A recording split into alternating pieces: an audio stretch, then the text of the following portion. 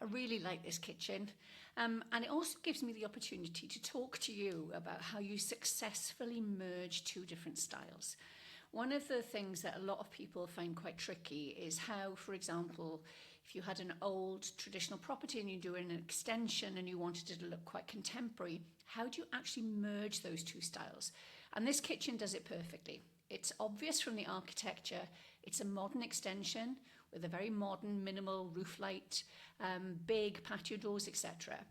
However, the overall styling feels quite traditional. And that's a very intentional move because to bring the style from the existing property into a modern extension takes a little bit of planning. And the one thing I would always give it as advice is if you are merging two styles, one has to dominate. If you walk into a room that actually has equal quantities of both style, it doesn't quite know what it is and it's quite confusing. So you need to make sure that always one of your preferred styles dominates. Now this is quite interesting because you've got also quite a soft palette, which is almost sort of Scandinavian inspired, but you've got the traditional kitchen with all of the detailing, you've got the open shelving for plates, etc. All of the detailing within the actual doors is all very traditional, and you've also got this fantastic range cooker. So without a shadow of a doubt, we've got a very strong traditional style, but it just beautifully blends with quite a soft contemporary look that is so on trend at the moment. So let's have a little look at the colour scheme.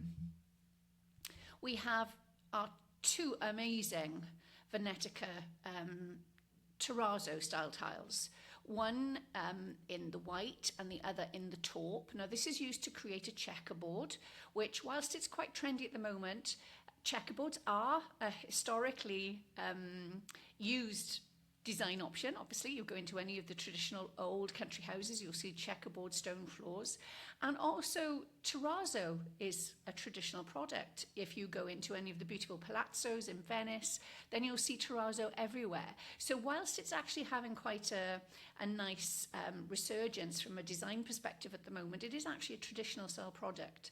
And these two are used together with an off-white cabinet, so ivory, creamy units, been around for a very long time in a very traditional style.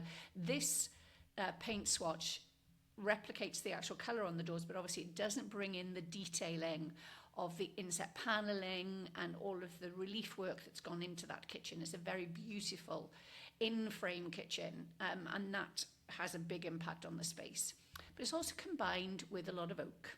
There's been a lot of oak used on the island, etc. And it just all brings the whole scheme together so well. But when you look at this, without the traditional detailing of the door handles, the in-frame details on the actual cabinetry, this could very easily be also translated into a very contemporary bathroom scheme, a very Scandinavian looking scheme. So you can see that there's, there are lots of different design worlds merging here. But the most important thing is that one of them needed to dominate, and it's the traditional vibe that dominates in this room. Here it is again. When we talked about the architecture, you look at it and you can see this is a new extension. And choosing to paint it all a very soft off-white has also meant that whilst the space feels traditional, it's not twee in any way. If you added a pattern wallpaper to that wall, the dynamics of the space would change totally. It would just reinforce that traditional styling and not make it feel quite as contemporary as it does at the moment.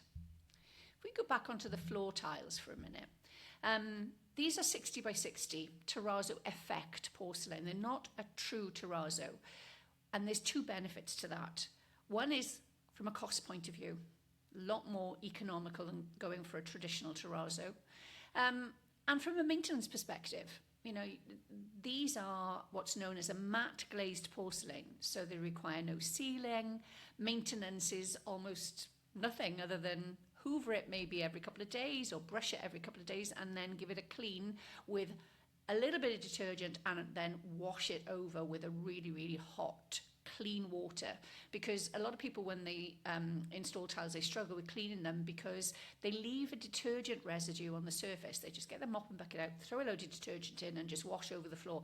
Well, the residue of the detergent just grabs all the dirt. So you're going back a couple of days later and you're doing it again. By washing it with clean water after, it really helps maintain the clean finish on your floor. So we have the Venetica in the white, and here it is in the taupe. Now the taupe is really rich, it's fabulous, but you can imagine creating a lovely contrast with the white. If you are combining two tiles to create a checkerboard, incidentally, don't expect that all 60 by 60 or all 30 by 30 or all 20 by 20s are all going to come the same size. Tiles are made in a way that their sizing is produced in batches, as well as there is a colour variation from batch to batch. So you need to make sure that the two tiles you're using are compatible, because some companies advertising a nominal size of 60 by 60, their tile might actually be 594 by 594 mil, whereas other companies with the 60/60 may be 602 by 602. So you can combine slight variations in size just by allowing for it within your joint, but you do want to make sure they're compatible. So don't just assume you can buy tiles from two different places because they're advertised at the same size and you can use them together. That's not always the case. So contact us if you need any advice on pairing any of our ranges together, obviously. So back to the overall room. Let's just talk about it in detail again. Got this fantastic checkerboard floor, which in essence is a traditional style of geometric pattern made out of the terrazzo. You've got this lovely island in oak, traditional taps, again reinforcing that look. The light fittings, very traditional again, as is the cooker, as we've mentioned before, this lovely range. All of the detailing here, the predominant details are all very traditional. If you actually change these light fittings to something more contemporary, all of a sudden the room would not know what it is, because you'd have an equal amount of contemporary architecture and contemporary styling details, and the balance would shift from it being mainly traditional to being a bit of both, and then it would become confused. So whenever you're designing a space like this, make sure that the one style is always dominant.